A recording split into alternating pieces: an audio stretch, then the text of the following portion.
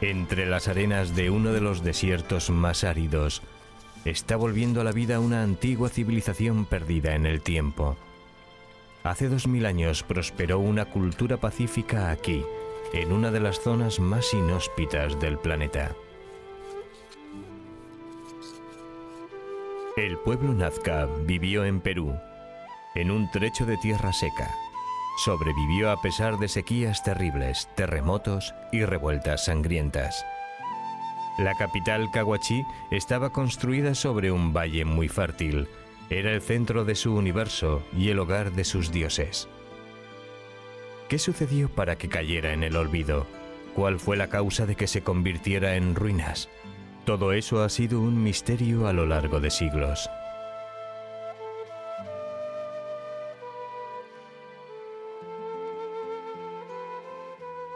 Hoy día, poco a poco, el tremendo trabajo de los arqueólogos está devolviendo a la vida esta antigua civilización.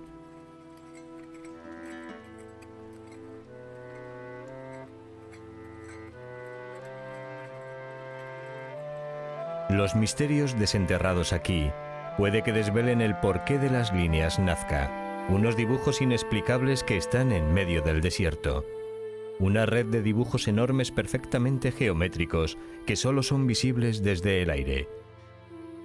Unas creaciones únicas cuyo significado sigue cautivando a lo mejor de la ciencia.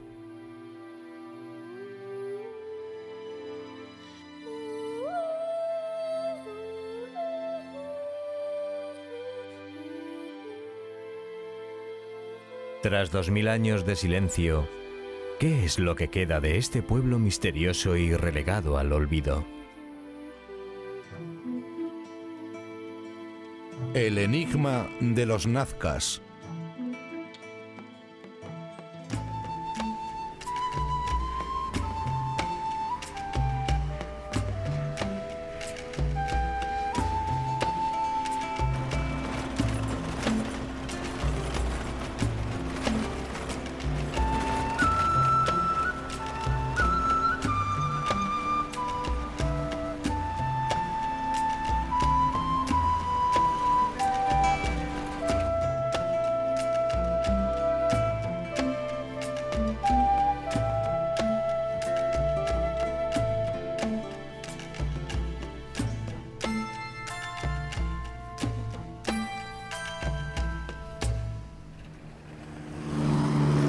En el sur de Perú, hay un polvoriento camino que sigue el río Nazca entre los Andes y el Océano Pacífico.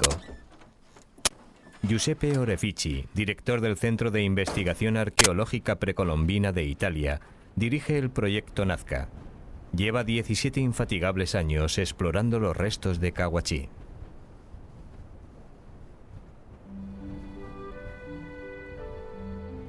El yacimiento es enorme, de casi 26 kilómetros cuadrados. Es un lugar fantasmal cubierto de arena y depósitos aluviales. El misterio de los Nazca afecta a todos los que entran en contacto con él. Redondas colinas esconden los afilados bordes de las estructuras que anteriormente hicieron de Cahuachi una de las ciudades más impresionantes de la América precolombina. De todos estos edificios, quizás la Gran Pirámide sea el más importante de todos. El gran templo, cuya escalera conducía hacia el río, estaba aquí. Entre estos edificios, pasillos, terrazas y plazas, una ciudad entera se está revelando bajo las cuidadosas manos de los arqueólogos.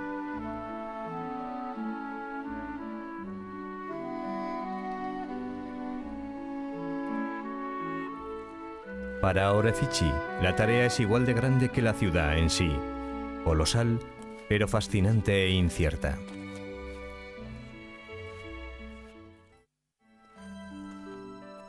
El yacimiento lleva siglos siendo saqueado por buscatesoros sin vergüenza, que no han demostrado respeto alguno por los cadáveres encontrados en las numerosas tumbas descubiertas aquí.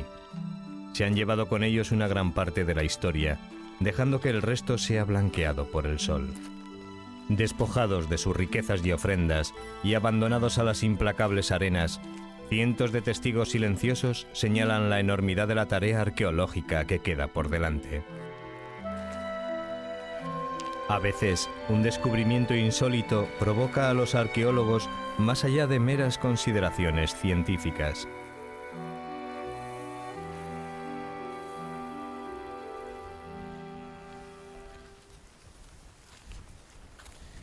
Mira, John. Mira este material. Lo que queda después que han pasado los vaqueros. Textiles, sogas, otros textiles. Son miles y miles de estos. Todo el material que se queda aquí es material que para nosotros sería muy importante a nivel histórico para una reconstrucción de lo que es el pasado de esta gente. Y todo está destruido. No va a parar el trabajo de los vaqueros. Mira, esta, por ejemplo, es una hunda con varios colores, una hunda ceremonial muy linda, que pero a los vaqueros no interesaba. Interesa la cerámica, los textiles buenos, para el coleccionismo internacional sobre todo. Cada día se pierden datos, cada día se pierde una página de historia que no puede ser reconstruida nunca. Pero el sitio es tan grande, tan inmenso, que efectivamente nuestro trabajo es útil para recuperar unos datos todavía y tenemos la esperanza, efectivamente, de podemos seguir trabajando en esta manera, recuperando páginas y páginas de historia de Nazca.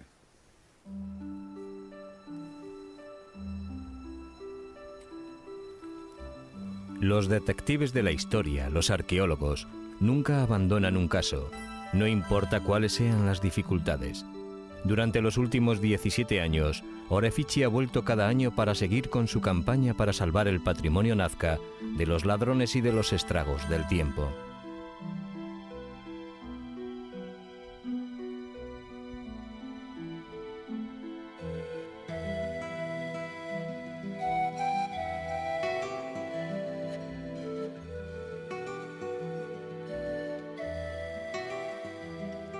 El yacimiento es demasiado extenso como para excavarlo todo a la vez, pero estación tras estación, trozos de historia son reunidos.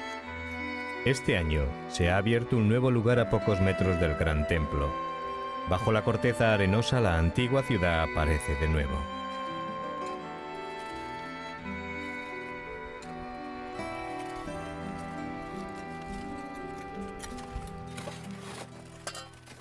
A medida que el equipo excava, penetra en las diferentes capas del pasado de Cahuachi. Desde la superficie que se remonta al siglo IV hasta los cimientos de la ciudad, unos metros más abajo y 8 siglos más antiguos. La ciudad fue construida con ladrillos de barro secados al sol. Fue destruida muchas veces por culpa de las inundaciones, los terremotos o por capricho de los sacerdotes que gobernaron aquí. Cada vez Cahuachi fue reconstruida sobre sus propias ruinas. Cada renacimiento se celebró con varias ofrendas colocadas en las nuevas construcciones. Así que el mundo de los nazcas sale poco a poco a la luz. Una ciudad inmensa que fue habitada solo por los sacerdotes que veneraban el culto de los dioses. No se ha encontrado aquí ningún rasgo de la actividad cotidiana.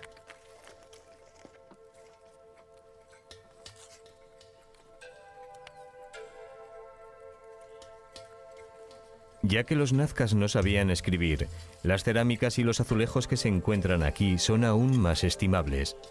Cada fragmento de cerámica forma parte de un vínculo con el pasado, de una ventana hacia el espíritu nazca. Al final de cada día, el equipo lleva los nuevos objetos encontrados a un laboratorio almacén situado a unos kilómetros del yacimiento. Después de 17 años, la colección representa un inventario impresionante de la cultura nazca. Cada pieza es meticulosamente catalogada y analizada antes de ser colocada en el gigantesco rompecabezas que los investigadores pretenden solucionar.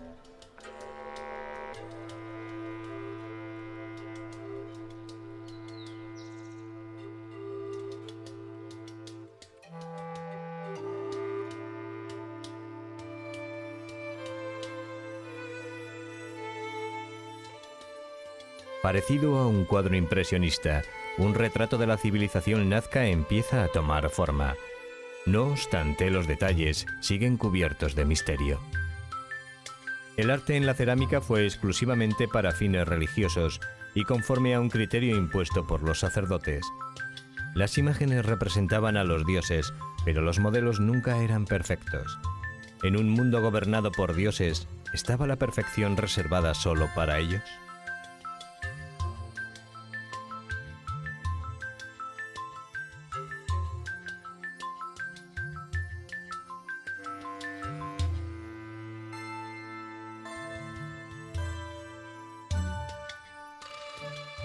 Las divinidades marinas revelan la historia de un pueblo nacido entre el mar y las montañas, entre los Andes y el Océano Pacífico.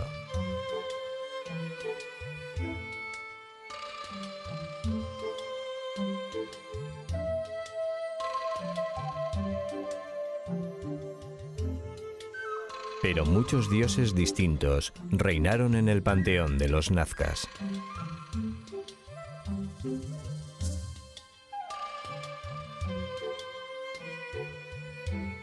Los gatos, los pájaros, los lagartos y las serpientes. Fueron dioses que colmaron de bendiciones al pueblo por sus bocas o por sus narices. El simbolismo está muy claro con formas serpentinas y lenguas onduladas. Lo que un pueblo del desierto espera de sus dioses es el agua. El río Grande y sus tributarios eran el Nilo de los nazcas. Aparte de las muy escasas lluvias que normalmente traen consecuencias catastróficas, la sequía manda aquí la irrigación es una necesidad. El sistema de irrigación inventado por los nazcas permanece como testimonio de su perspicacia tecnológica. Diseñado con un acceso fácil para limpiarlo, forma parte de un sistema intrincado de canales acuáticos. Los canales y las galerías de filtración llamadas puquíos se utilizaron para canalizar agua subterránea desde los Andes. Inigualada en la América precolombina, esta red sigue irrigando toda la región.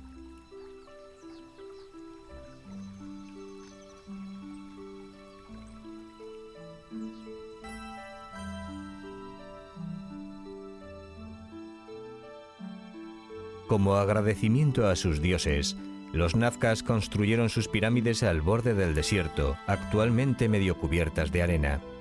Estos símbolos de grandeza llaman a los científicos y ruegan ser explorados.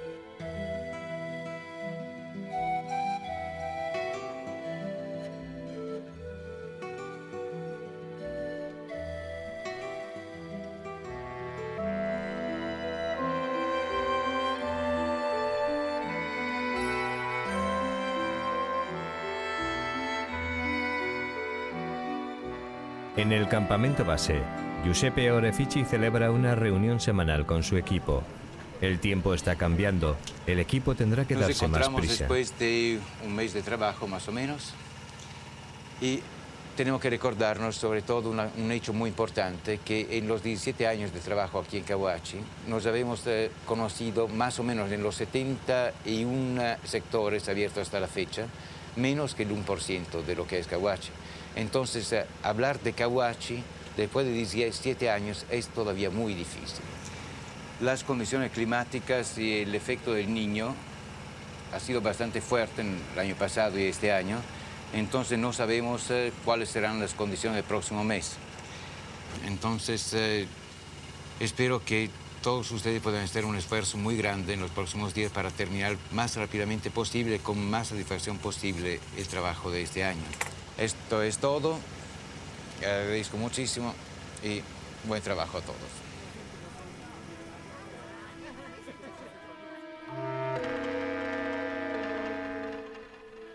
El trabajo progresa adecuadamente. El equipo ha despejado un área extensa permitiendo la realización de un detallado estudio topográfico. A medida que se descubren nuevas zonas, se revela otra pequeña parte de la antigua ciudad.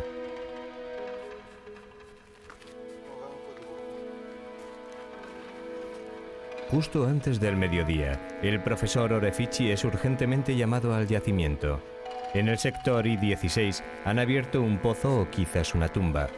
Sorprendentemente parece que está bloqueado con montones de textiles. Cantidad enorme de textiles que hay adentro.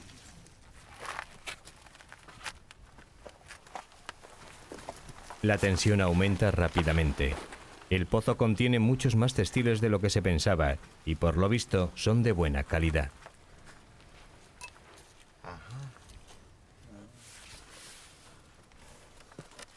Te lo paso.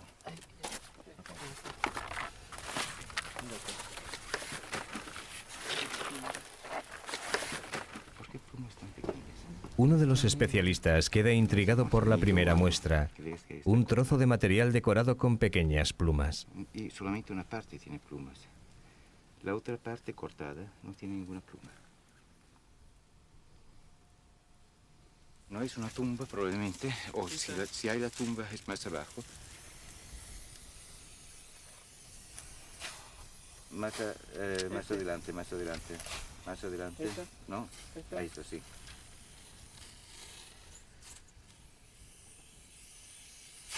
Sí, sí.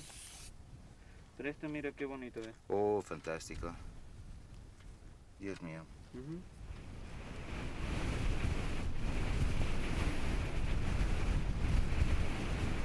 A media tarde el viento empieza a soplar, pero el trabajo debe continuar.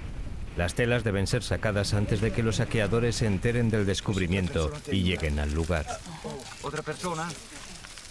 Aquí, aquí. Ahí nomás, que no lo abran, que no...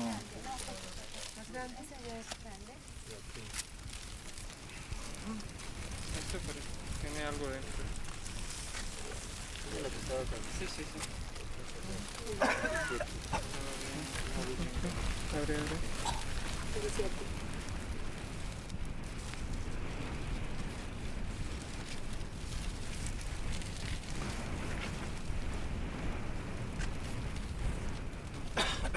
Continúa ahora, yo sé.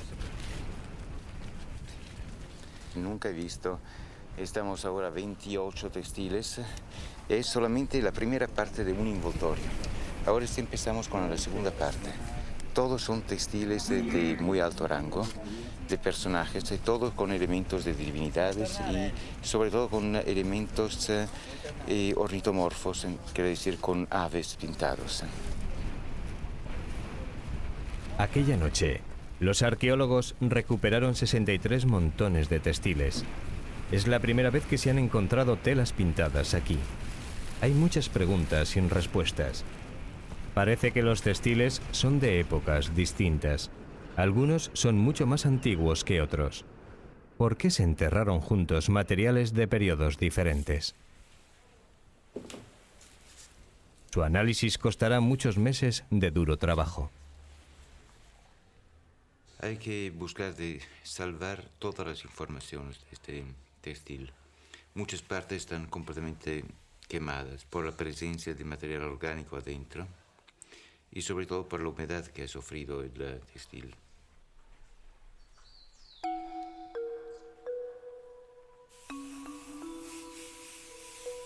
Solo existen unos pocos ejemplares. Su escasez es una cuestión de edad. Los textiles más antiguos proceden de los comienzos de la civilización nazca. Los rasgos orgánicos demuestran que han estado en contacto con cadáveres y que han sido reutilizados como sudarios. Orefici concluye que fueron recuperados, amontonados y reenterrados ritualmente, tal vez en un momento de cambios en las prácticas religiosas o ceremoniales. El misterio solo aumenta la fascinación.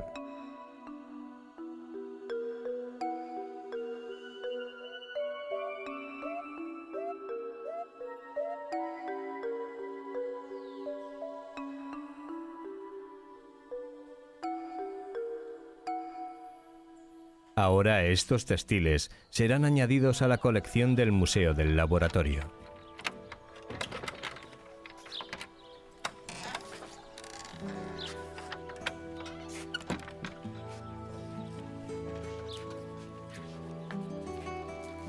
Incluso después de tantos siglos, el arte nazca, hilo de algodón uniendo pelo de llama y lana de alpaca, es sólido. La variedad de colores es inusual y el bordado brilla bajo el sol peruano como si hubiese sido hecho ayer. Esta chaqueta de algodón y lana, decorada con un gato volador y una variedad de figuras religiosas, podría haber formado parte del esplendor de las ceremonias de Caguachí de hace más de 2000 años.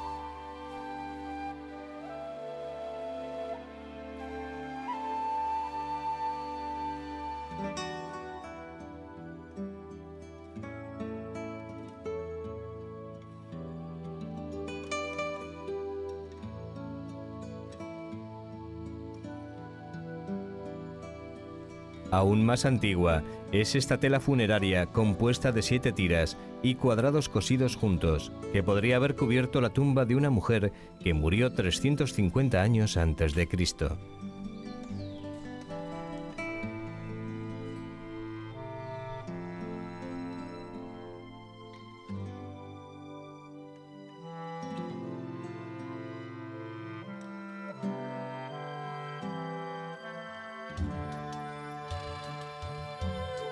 Cosidos con espinas de cactus, estos colibríes tridimensionales decoraban el reborde de un abrigo ceremonial. Los colores fueron obtenidos con pigmentos vegetales, animales y de insectos como orugas aplastadas y fijadas con orina humana. Este traje ceremonial es una de las joyas de la colección. En la parte central hay una serie de divinidades nazcas. A su alrededor hay una procesión de más de 500 figuras en miniatura, cada una diferente hasta en la expresión de la cara. Llevan flautas, maracas o abanicos. Casi se puede sentir que vuelven a la vida con sus caras pintadas y sus ricos trajes, bailando y cantando ante los dioses.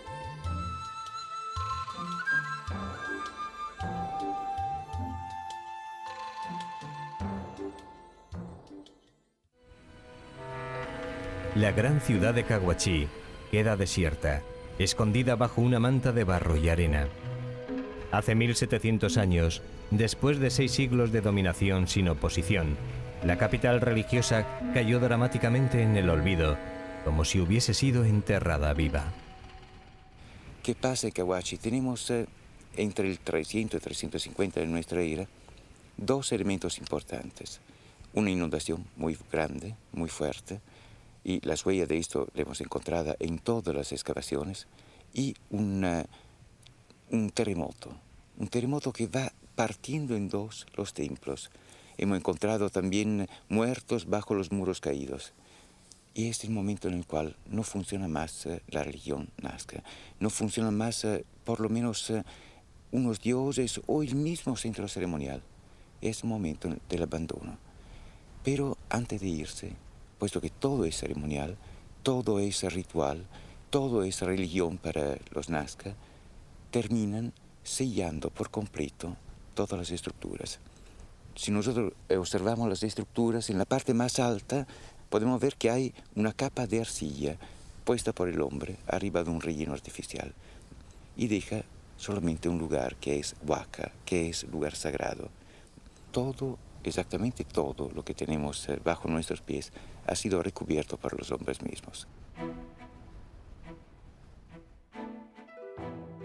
Hace 1700 años, la ciudad de Caguachí desapareció, enterrada por el mismo pueblo que la construyó.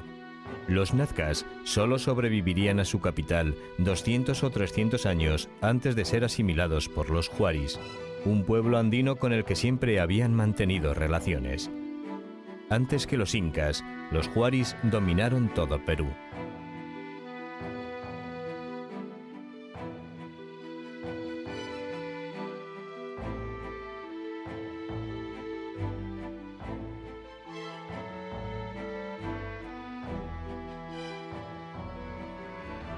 La caída de Caguachí ocasionó un descenso de sus dioses y la supresión del poder sacerdotal. A medida que tomaba forma el régimen feudal, los antiguos dioses se disiparon y los rastros de hombres empezaron a aparecer en la cerámica. En la conciencia nazca, el hombre había sido liberado y ahora ocuparía una posición más central en la vida.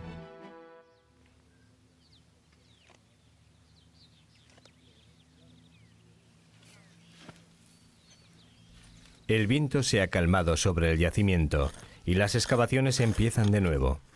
En una capa intermedia entre las 2 fases de la historia de Caguachí, Los arqueólogos han desenterrado la momia de una llama joven.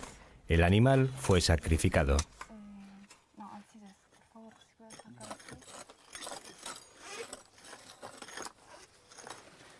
Entonces vamos sacando toda la parte de acá.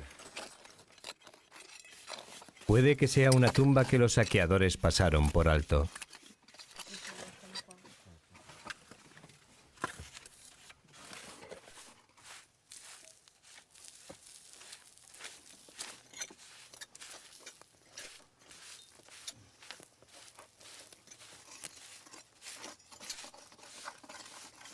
Más tarde, una colección de cerámicas llega a la superficie, indicando la presencia de tumbas. Estas cerámicas fueron utilizadas para tapar las fosas donde los muertos fueron enterrados.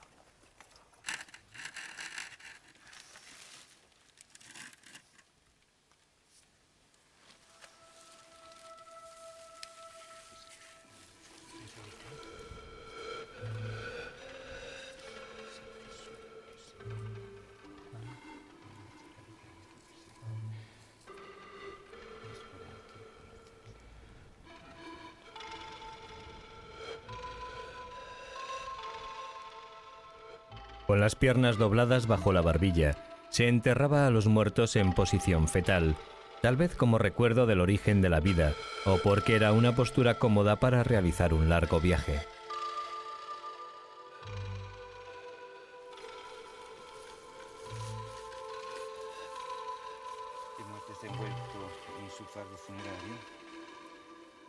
Una segunda tumba revela una momia todavía cubierta con su sudario. Los arqueólogos intentan quitárselo, pero 15 siglos de inmovilizada espera hacen la maniobra bastante arriesgada.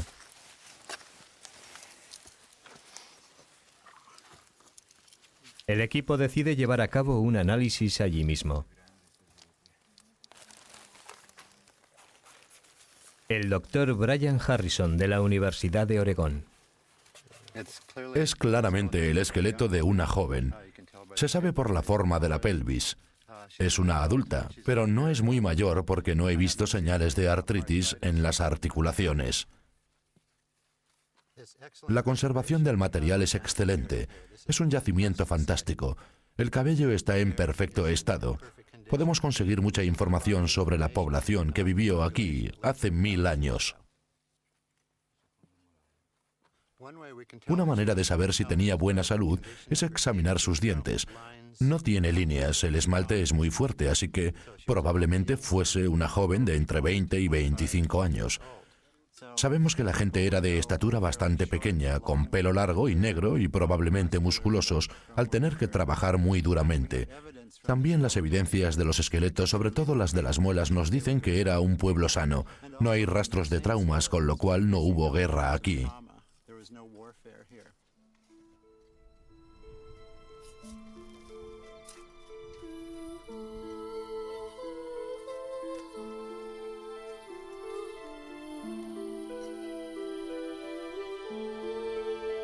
Después de tanto tiempo, tal encuentro es un milagro.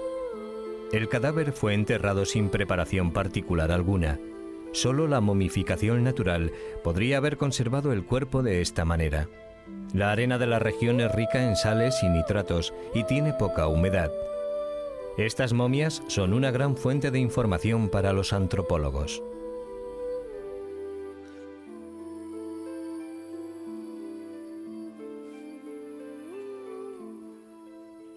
Hasta ahora, el profesor Andrea Drusini de la Universidad de Padua ha conseguido estudiar 550 ejemplares individuales. Al igual que en cada pueblo, hemos encontrado evidencias de varias enfermedades: anemia, desnutrición, enfermedades infantiles y enfermedades contagiosas.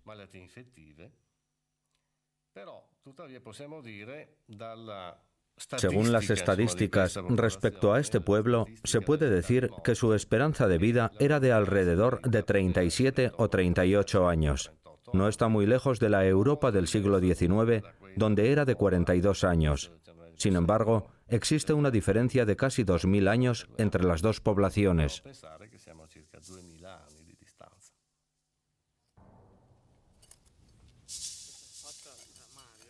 Poco tiempo después de comenzar las excavaciones de nuevo, aparece otro cadáver.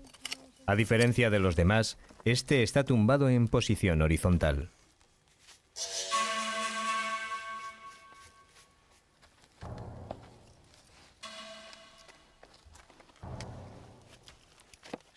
Las manos del esqueleto están atadas sobre la parte delantera del cuerpo.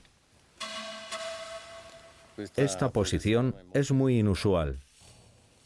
¿Puede ser natural? No, probablemente fuese una ejecución y el cadáver ha quedado en esta posición.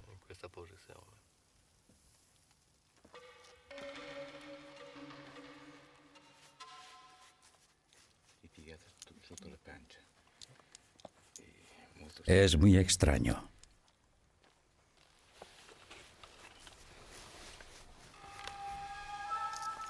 En mi opinión, esta persona fue golpeada fuertemente, lo que le fracturó la base del cráneo. Desde este ángulo, parece que el golpe le llegó desde delante. Cuando levantas la cabeza, el cuello está obstruido.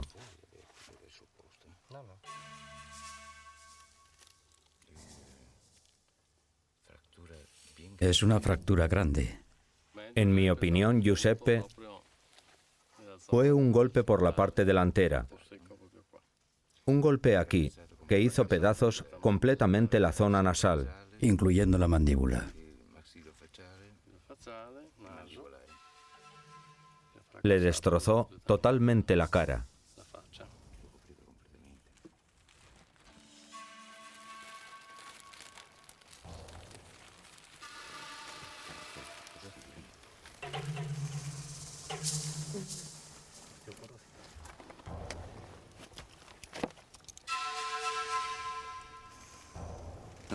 ¿Es joven? No, no muy joven. ¿Tendría unos 35 años? O 40. Sí, igual 40. Ajá.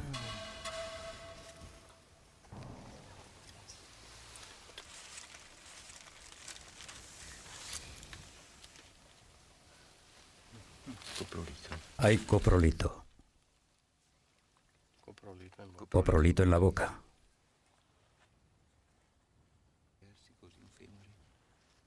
No es la primera vez que se encuentra coprólito, excremento humano fosilizado, en la boca de las momias. No obstante, no se ha determinado el significado de tal práctica.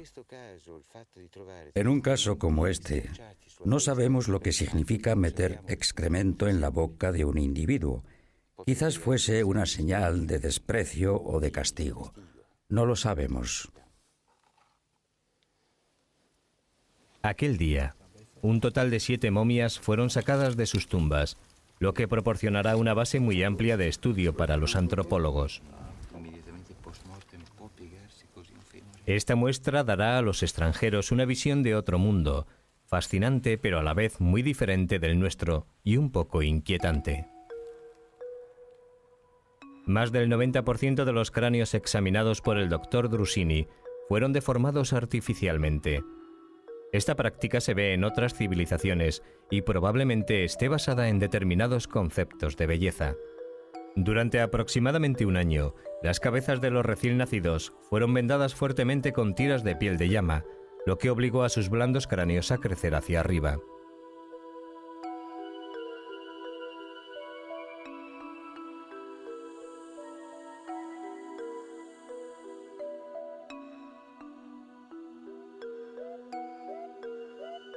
A poca distancia, en el laboratorio, hay cráneos con agujeros en la frente.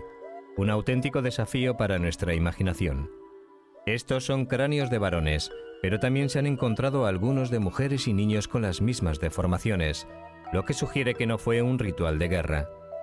Una cuerda pasada por el agujero y sujeta por dentro con un palo les habría permitido llevar o colgar los cráneos, tal vez como ofrenda de sacrificio, trofeo o símbolo de poder.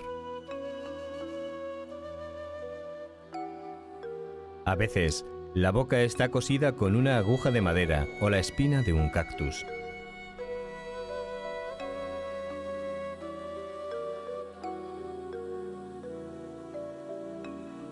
En ocasiones los ojos están tapados o la lengua ha sido cortada y guardada en una bolsita de cuero, quizás para que las almas de los muertos no molestaran a los vivos.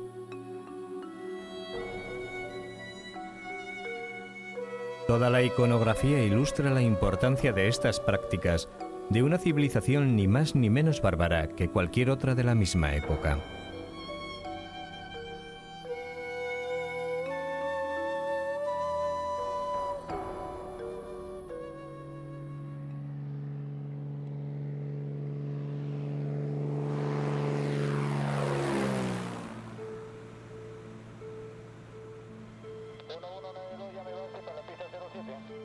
Aprovechando el calmado tiempo, el profesor Orefici sobrevuela el desierto con su amigo Eduardo Herrán, un piloto experimentado que ha descubierto más de 350 de los dibujos nazcas, tal vez el enigma más importante que este pueblo dejó. Estas gigantescas líneas y figuras colosales, dibujadas en el paisaje lunar de las pampas desiertas, se extienden a lo largo de casi 520 kilómetros cuadrados y son solo completamente visibles desde el aire.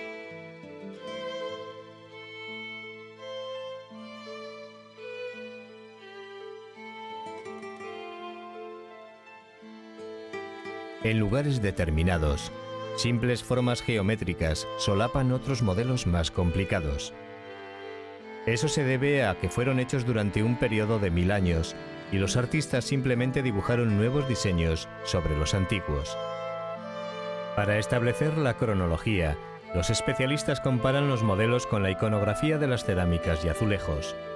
De hecho, el panteón entero de estos iconos fue recreado a escala gigante en el suelo del desierto. Está el cóndor, el mono,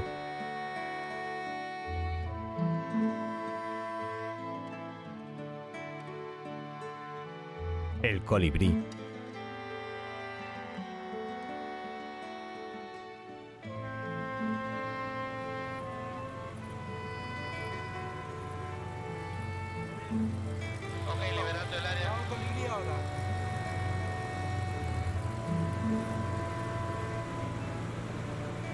Las líneas son notables tanto por su tamaño como por su cantidad, que está siendo continuamente revalorada.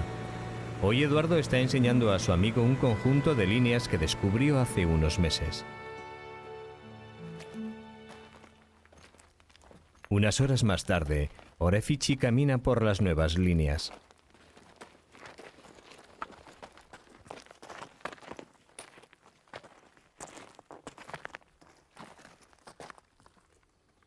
Después de 2000 años de soledad, parece que las líneas están intactas, pero curiosamente solo se quitó la primera capa de tierra. Nadie las ha mantenido. ¿Cómo se puede explicar un nivel tan alto de conservación? Primeramente no hay agricultura. Entonces el hombre tampoco ha malogrado estas líneas que ya estaban afuera de una zona agrícola y de una zona utilizada por el hombre habitualmente. Aparte de eso, la naturaleza misma del terreno, donde hay arcilla y yeso también, la humedad de la noche hace que las piedras penetren más en el terreno mismo y en el día con el sol se van endureciendo. Entonces se fijan siempre más al terreno mismo. El viento es constante, pero no puede mover piedras de tamaño muy grande. Por eso se pueden ver los geoglifos después de 2000 años.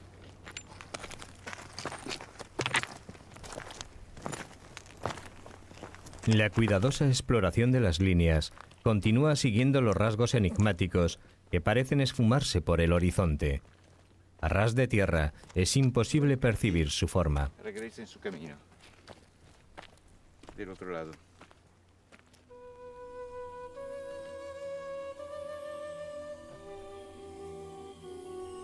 Cuando fueron creadas, el hombre todavía no se había lanzado al aire.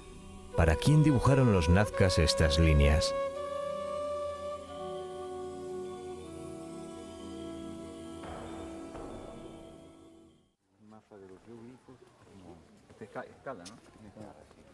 En su laboratorio museo, Giuseppe Orefici revela una nueva maqueta del yacimiento de líneas al alcalde del pueblo y al historiador peruano José Lanco Rojas. Inevitablemente su conversación llega al significado y a la función de estas líneas.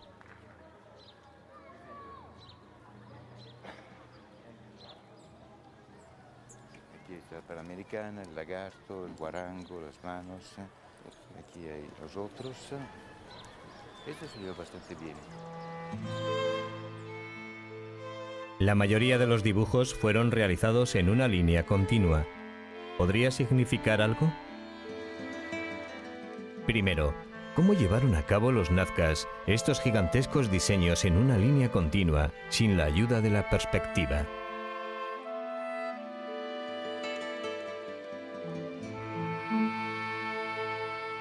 Yo creo que el equipo de televisión puede ser muy interesado a hacer unas réplicas también de los geoglifos, pero en dimensión real, y poderlo hacer en el terreno, claro, no arqueológico. ¿Tú qué piensas? Yo tengo una idea. ¿Tienes una idea? Sí. La idea del profesor Lanco es muy sencilla. Con unos ayudantes y algunas herramientas básicas, el historiador propone dibujar a escala natural un dibujo anteriormente hecho en papel.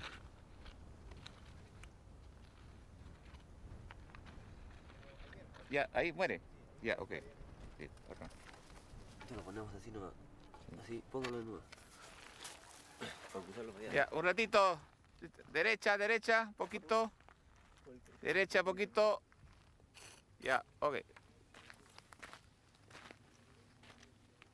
Después de multiplicar las dimensiones para llegar a la escala deseada, el grupo utiliza cuerdas y un compás improvisado para tallar el modelo en el suelo. Basta con unos conocimientos básicos de geometría. Hace 2000 años ampliar tal dibujo no habría presentado más problemas a los artesanos de textiles o a los constructores de acueductos y monumentos que al equipo del profesor Lanco. ¿De acuerdo? Listo. Ahora empezamos. Sobre la línea. Tiembla más, José Luis, tiembla más. Sí, tiene. La piedra está malogrando acá.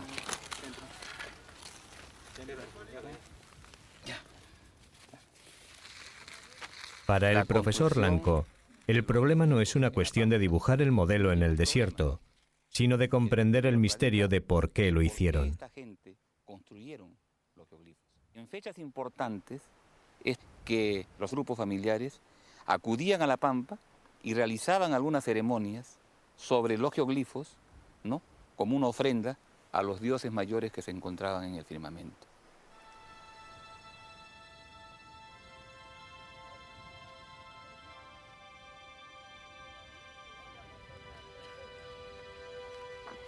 Según el profesor Lanco, que ahora moviliza a sus tropas, las líneas proporcionaban una especie de camino que los humanos seguían durante importantes ceremonias. Mientras caminaban, la procesión avivaría el diseño ante los dioses.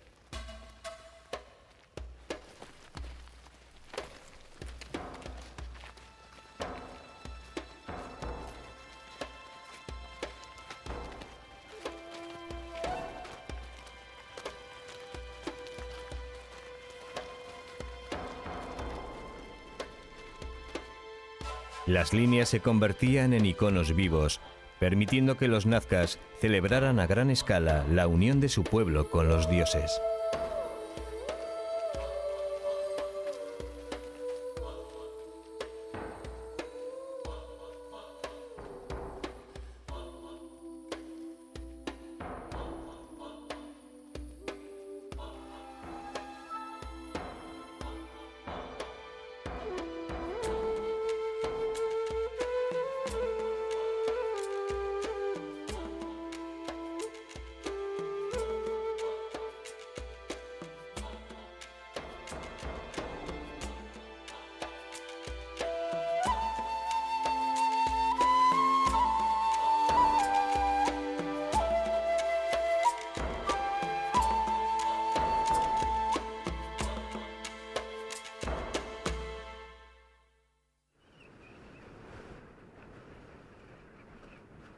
Es diciembre, y después de 2 meses de excavación, otra temporada de obras llega a su fin.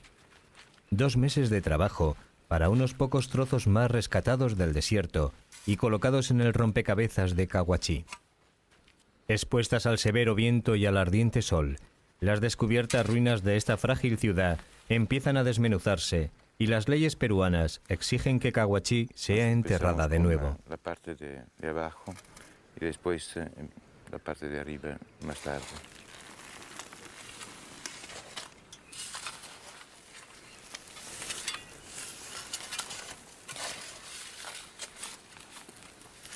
Con dolor, los arqueólogos devuelven la antigua ciudad a su lecho arenoso. Año tras año, mientras Cahuachí es cubierta una vez más de polvo, repiten un ritual que empezó hace 2000 años.